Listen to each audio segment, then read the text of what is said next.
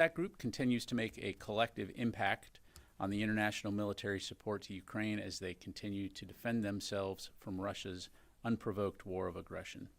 In total, this coalition has committed more than $80 billion in security assistance to Ukraine, and important work continues via the capability coalitions focused on Ukraine's Air Force, artillery, maritime operations, ground-based air defense, demining, and information technology.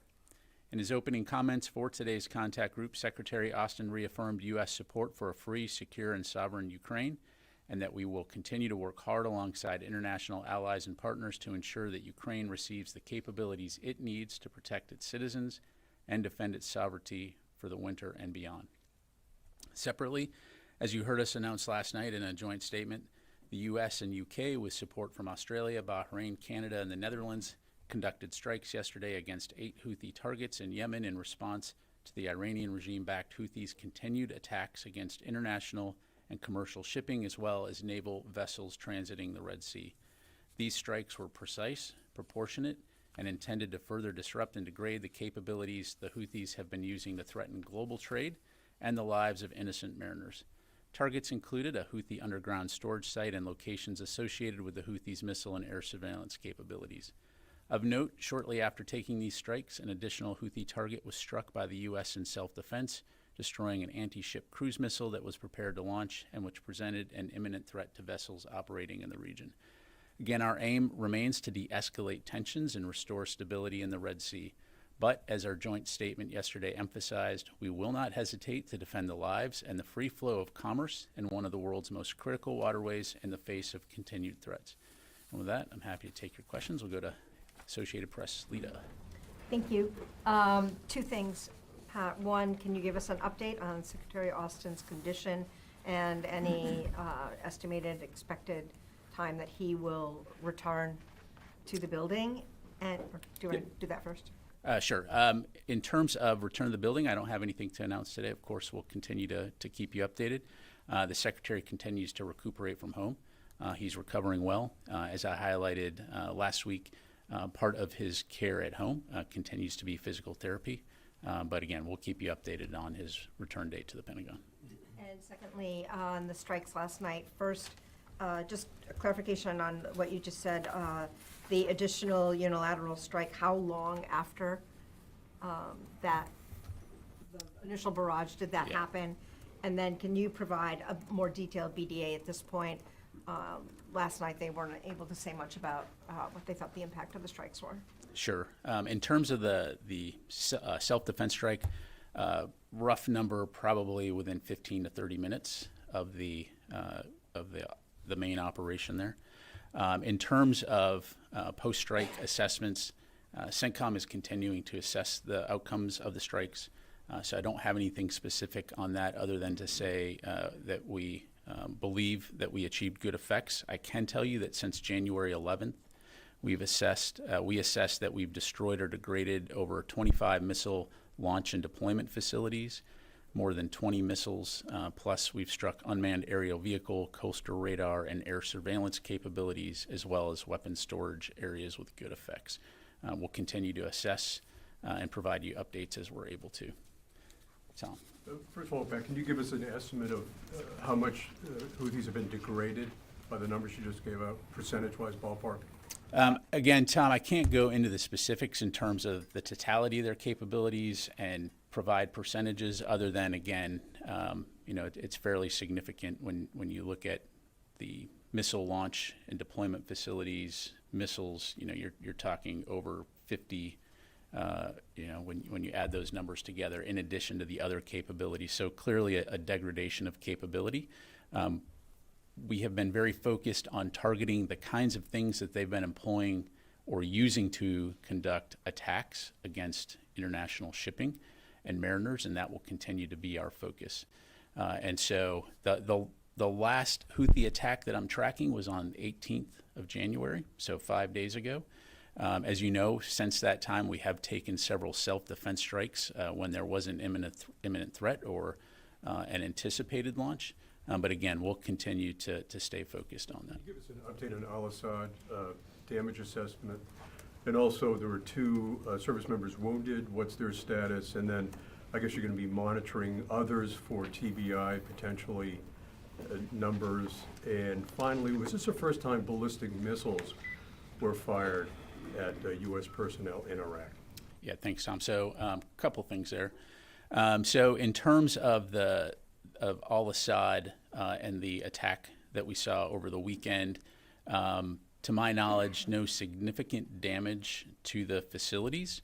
I am tracking reports today of another attack at al-Assad, which we're, heard those reports, we're looking into it, and so we'll have more to provide on that as it becomes available. In terms of the personnel that were injured in the attack over the weekend, at the time we were tracking 2 U.S. service personnel that suffered TBI. Since then, we have identified 2 additional service members for a total of 4. To my knowledge, all have returned to duty at this point. But again, as you've seen in these kinds of things in the past, those numbers can fluctuate. So we'll continue to pay attention to that. Thanks. Ballistic missiles? This the first time? The last ballistic missile attacks were in November 21st of last year, also at al-Assad. Jennifer. Pat, what kind of drones are the Houthis using? Are they the same Iranian drones that are being used and shipped to Ukraine?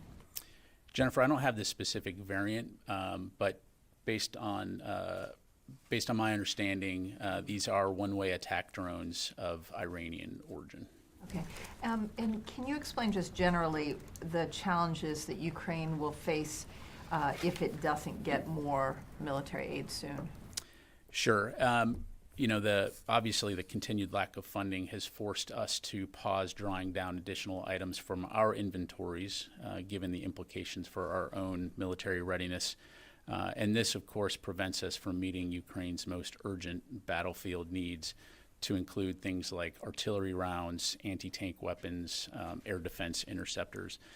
Also, without additional funding, it prevents us from being able to provide systems and equipment to meet both their medium and longer term requirements and help them sustain systems that we've previously provided to them. And so, again, we will continue to work closely with Congress and urge supplemental funding as soon as possible. Again, will they lose if they don't get more weapons? Well, I don't want to predict the outcomes on the battlefield. Obviously, Ukraine has a vote when it comes to fighting on the battlefield, but clearly, the threat is real. And I think the fact that Russia continues to demonstrate an intent to fight against Ukraine and to occupy Ukraine and to eliminate Ukraine as a country highlights the fact that this is a serious security threat that is not going to go away.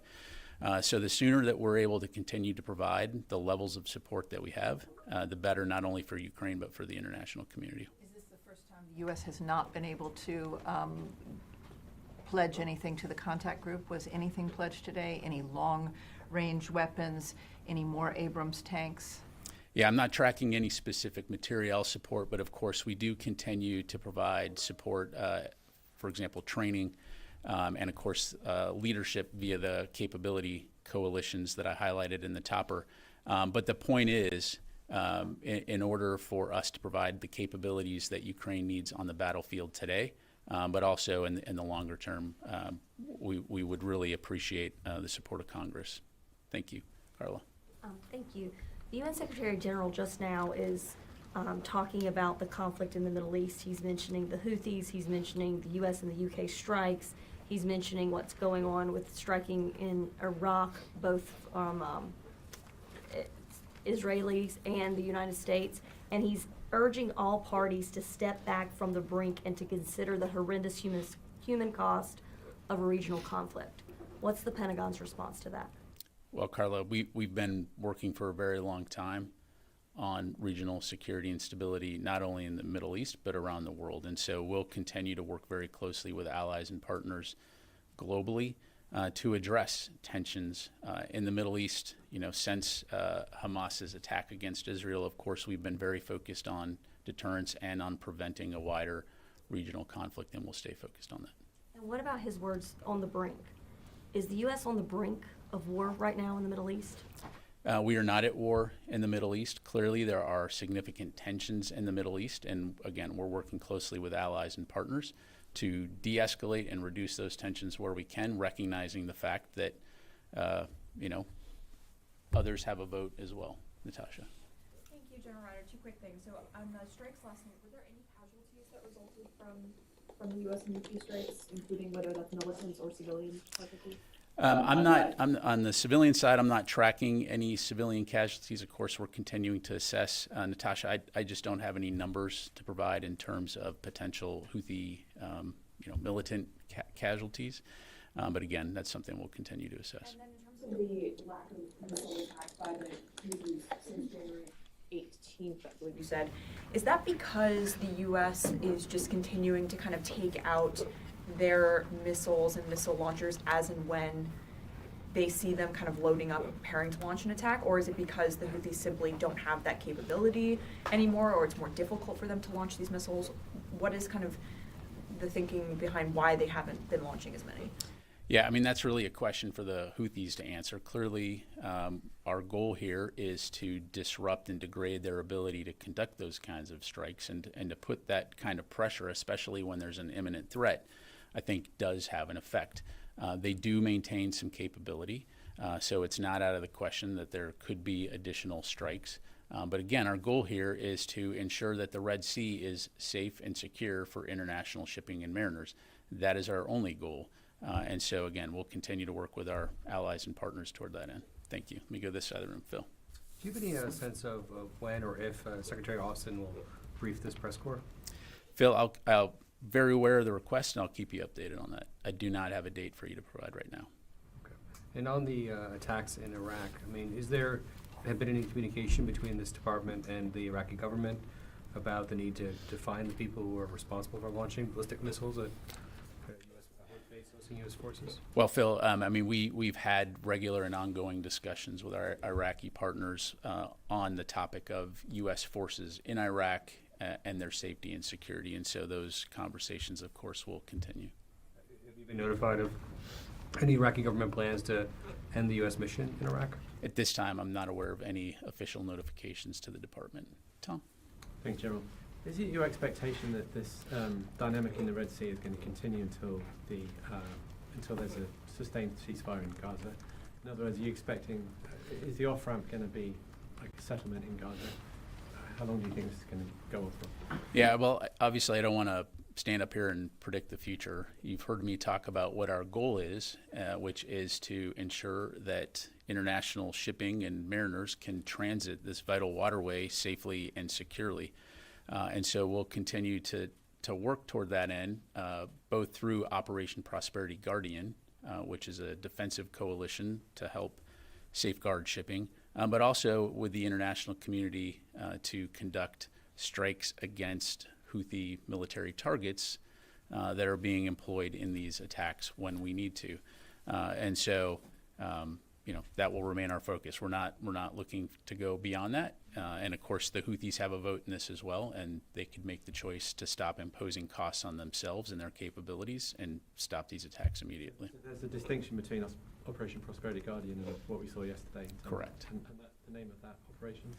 There is no departmental named operation for the strikes last night.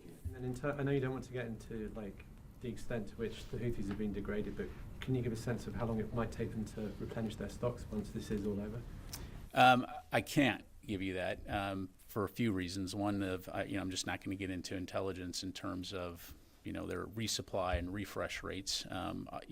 Obviously that's something that we'll keep a close eye on. But these strikes, from a physical standpoint, are having an impact on their ability to conduct attacks, as well as in diplomatic and international standpoint, economic standpoint. So again, our focus here is not to escalate or get into a conflict with the Houthis. Our goal is to prevent these continued attacks against the international community and international shipping transiting the Red Sea. Dan, did you have a question? Yeah, I guess this particular Ukraine contact group has sort of a muted appearance from D.C. We don't have the chairman. We don't have the defense secretary for obvious reasons.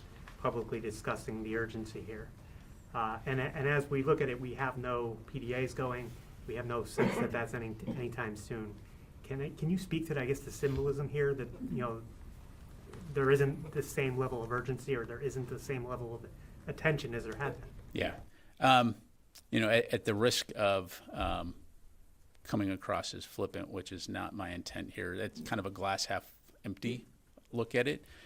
I would turn it around and say the fact that despite, the fact that we don't have supplemental funding, despite the fact that, Russia continues to push against Ukraine and conduct these, massive bombardments of Ukrainian cities, you continue to see every single month the international community come together in one form or another in order to focus on this priority, which is enabling them to have the capabilities they need to defend themselves and protect and take back sovereign territory. And it's not just the United States; it's the international community. I highlighted the total amount that has been provided so far, $80 billion. And so that is going to continue. And when the secretary, when he has talked to his counterparts, both in the past and just recently, and on the topic of Ukraine, it's always the same thing. What do we need to continue to do to ensure that they can protect their sovereignty and protect their people? And so I think it's actually a very positive thing that we were able to do this in this format and keep that conversation going. More importantly, continue to ensure that the commitments that have been made can be implemented in a methodical form and fashion. Thank you. Let me go to Laura. Thank you. First of all, why can you not tell us whether or how many combatants have been killed in these? Because I don't have an answer to that question. You don't have. I don't have an answer. The DoD does not know. Again, we're continuing to assess. I don't have any information to pass to you. Okay, sorry. Just a second question. I want to ask you for a little more context on the interceptions that were done by the Navy SEALs last week against the Iranian weapon shipments. Are these types of missions usually done by Navy SEALs, or are they typically done by? I think I'd heard of the Coast Guard doing this kind of mission previously. That's correct. So we've been doing these types of operations for a long time, right? Working with international partners when it comes to patrolling international waterways and search and seizure of illicit arms, among other things. And so, going back to my time at Central Command, 2013 to 2016. And so, in terms of the kinds of capabilities that are applied, it just depends. It depends on the mission. It depends on the capabilities that are available. So there's going to be, a wide array of capabilities that can be applied to that mission under the auspices of U.S. Navy Central or the Combined Maritime Force. Thanks. Tom, and I'll come to Janie. Thanks, Pat. I'm going to follow up on Jennifer's question a little bit. When Congress finally approves a supplemental that will include money for Ukraine, how quickly will the Pentagon be able to start sending supplies to Ukraine, please? I can't give you a specific time hack, Tom, other than, as I just highlighted to Dan, this is a priority for the department, and so we also understand the urgency. This is not an academic situation. There are lives on the line, and so we'll work as quickly as we can to get capability to them. Let me rephrase it, if I may. Are there supplies ready to go if money is available? I think we've demonstrated that if we're made aware of capabilities, we have a variety of means at our disposal to either take those capabilities out of our own stocks to be replenished, or to contract out, or to work with partners to get those capabilities there. Janie? Thank you, General. Two questions. The U.S. Senate Armed Services Committee said that Kim Jong-un's threat to launch hypersonic missiles and use nuclear weapons must be taken seriously. What scenario is the United States preparing for North Korean Kim Jong-un's threats of nuclear weapons? Let me just make sure I understand. What steps are we taking to prepare for the use of nuclear? What do you have? Yeah, so again, Janie, I'm not going to get into hypothetical situations. Clearly, we've been very public on our commitment to working with allies and partners in the region to deter and help stabilize the security of the region. Any type of destabilizing acts are unwarranted, uncalled for, and we'll continue to call on North Korea to return to the diplomatic table. Let me go to the phone and then I'll come to Fadi. Tony, Bloomberg.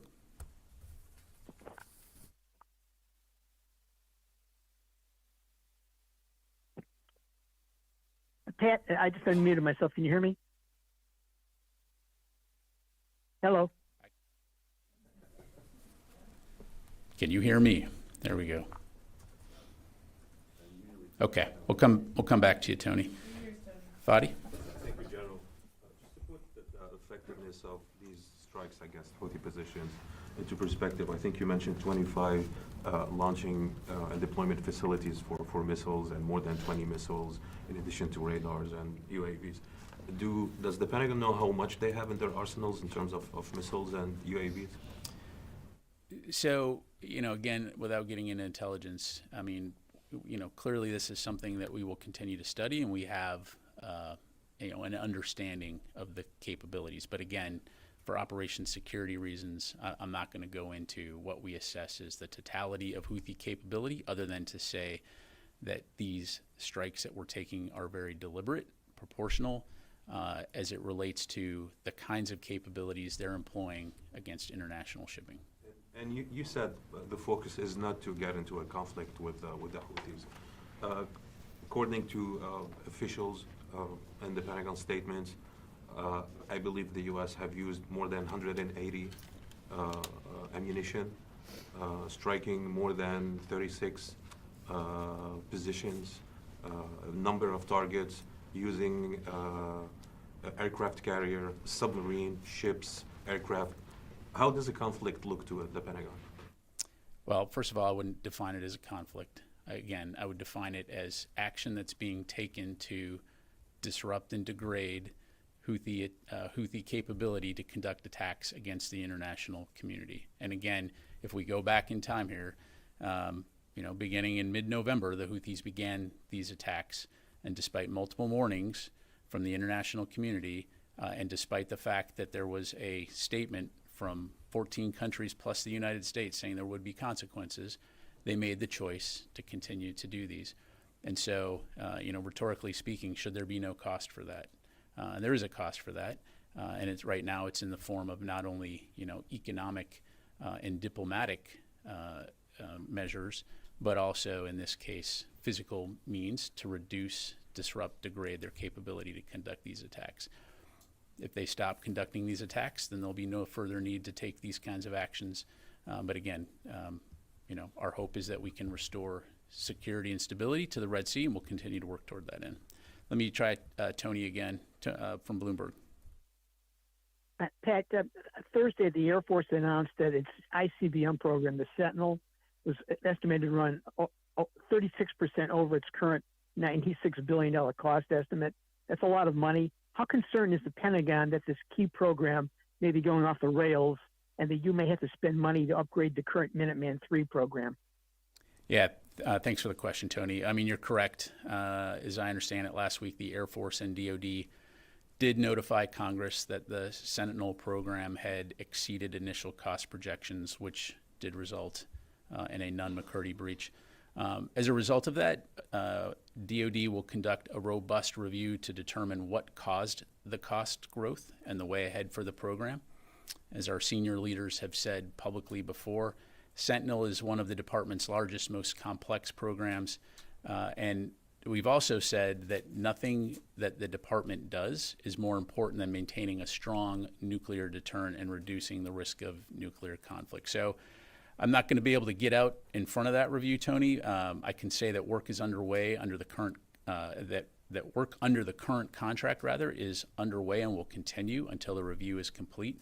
And we will, of course, engage closely with Congress and be as open as possible as this moves forward. But beyond that, I'm afraid I'm just not going to have any more specifics to offer today. Just a point of clarification, is it accurate to say that for the first time since the U.S. hosted the contact group, it did not donate or offer any weapons to Ukraine, and that's the first time that that's happened? I will have to come back to you. I don't want to just make it up from the podium. I believe that's the case, but let me take that question, Jennifer, and come back to you. Thank you. Courtney. Can you address why the prepared remarks that Secretary Austin had for the contact group this morning included his acknowledgement at the top that he was at home and made a very vague comment about his health? Why you didn't say that? Yeah, thanks, Courtney. So what was posted was an as prepared for delivery version of his remarks. It's, of course, the Secretary's prerogative what to say or amend as he delivers his remarks. It's as simple as that. Why do you think he, I mean, we would ask him this ourselves, obviously, but why do you think he decided not to address the fact that he was at home or say anything about his health in his first public appearance since being released from the hospital? Yeah, I mean, I appreciate the question. Again, it's his prerogative on any remarks that he gives to amend those in delivery. I will say I'm glad that everyone was able to watch his remarks about the impact of the Ukraine Defense Contact Group and the important work that it's doing to save lives from Russia's illegal and unprovoked aggression. So. And I just want to ask one, on Natasha's question, I wasn't clear if, and on the overall idea of potential people being killed in the strikes against the Houthis. So do you have any indication at all that any Iranians have been killed in any of these strikes? I know that you can't give numbers or anything like that, but do you have, I mean, some of these occurred now back on January 11th. It's been some time. Do you have any indication any Iranians have been killed? I do not have any indication of that. Again, as I understand it, as these strikes were being planned, there's a very deliberate effort, as is always the case for us, to conduct these in a way that is going to minimize the potential for civilian harm, of course. And in terms of what we're striking, not being in overly populated areas, but when it comes to the total number of Houthis, operators, so to speak, again, I just don't have a number to pass along. But that's the planned strikes. What about the dynamic strikes? Do you have that same level of fidelity that there may not be people around those when they, I mean, especially if the argument is that they seem to be preparing, I think they've all been missiles, right? Missiles that are on the rails, maybe being prepared to be launched. Do you have the same level of confidence that people Houthis or whomever may not have been killed in the dynamic strikes? So, again, without getting into intelligence, we're always going to take a look at those things, to your point. I mean, there can always be times where, there's unexpected situations, but in this particular case, as I understand it, these are facilities that are on mountainsides, in fields, at airfields.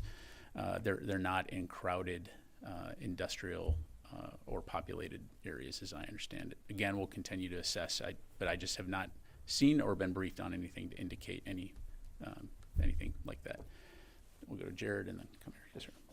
Hey, Pat. On these efforts to interdict weapons smuggling to the Houthis from Iran, obviously this has been going on for a long time, these operations, but has there been any change in the pace or the scope or the focus of these operations in recent months, say to complement Prosperity Guardian and the US and UK-led strikes, or is the main effort, so to speak, focused more on neutralizing the weaponry that has already made it ashore?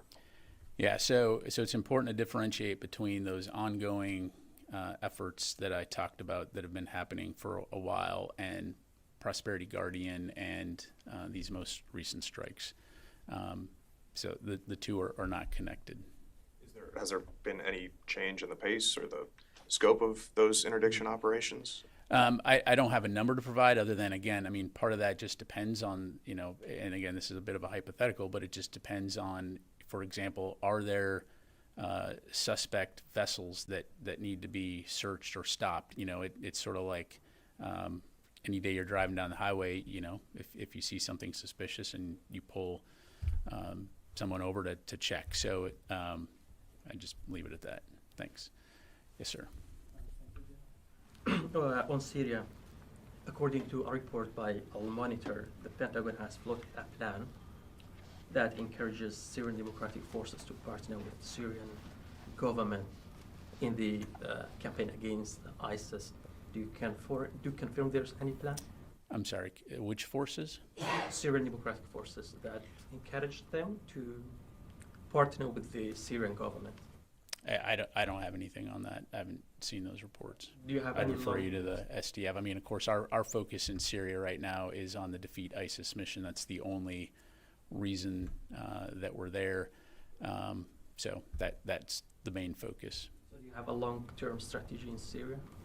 Well, our focus, the only reason we're in Syria is, again, the enduring defeat of ISIS. When it comes to the broader regional question of Syria, again, I don't have anything new to pass along on that. Let me take a couple more here. Howard Altman, Warzone. Thanks, Pat. I got a couple of questions and a couple of answers. One, given that the Houthis have threatened U.S. bases in the region, can you say whether there's been any degradation of their surface-to-surface missile supply and what that degradation is? And then separately, on the Defense Contact Group's drone coalition, can you say which countries are involved, and then what are the deliverables and the timeline for those deliverables in that coalition? Yeah. Thanks, Howard. In terms of degradation of capabilities, I'm not going to have anything to provide to you beyond what I provided earlier. Clearly, again, that some of those missile capabilities that they've been employing against ships in the Red Sea and Gulf of Aden region. When it comes to force protection, of course, we're going to take necessary steps to protect our forces throughout the region, but I'm not going to get into specifics in terms of tactics, techniques, and procedures. And then on your final question, I don't have any specific countries to read out today, Howard. Of course, as we go into the future and as countries announce their participation or are comfortable announcing their participation, we'll defer to them. But we'll certainly have much more in the days ahead on that, and we'll keep you updated. All right, can do one more. Michaela. Hi, thank you for doing this. Apologies if my question's been asked. It's a little fuzzy on the phones, but can you kind of explain how long, or can you confirm that the Houthis right now are actively getting replenishment from Iran right now? And then as a follow-up, do you think we're going to see more of these kind of whack-a-mole strikes? Is that really what CENTCOM's strategy is going to be from here on, or are we actually preventing these attacks in the longer term? Thank you. Yeah, thanks. So again, we know obviously that Iran has a relationship with the Houthis. In terms of, again, their resupply, refresh rate, I don't have anything to pass along other than, that's something that we'll continue to monitor. I think the key point here is that the Houthis, starting in mid-November, began attacks against international shipping and mariners, and despite multiple warnings have decided to continue to do that. And we've been very clear that our single focus is on ensuring that the Red Sea and the Gulf of Aden are safe and secure, and that these attacks against the international community stop. And so our strategy is to continue to work closely with international allies and partners to disrupt and degrade their ability to conduct these attacks, and we'll continue to stay focused on that. But again, no intent or desire to escalate. We just want the ability for the international community to be able to sail through these international waterways unhindered and safely. Thank you very much, everybody. Appreciate it.